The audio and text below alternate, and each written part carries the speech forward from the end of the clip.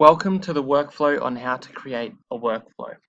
Hopefully you have read the start of the workflow and are familiar with what a workflow is now. This video corresponds to the beginning of the numbered steps.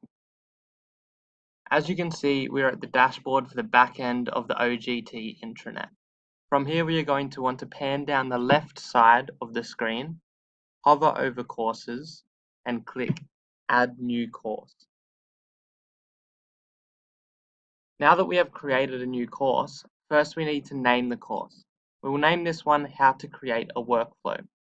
Once we have named the course, we will save the draft so that we don't lose it.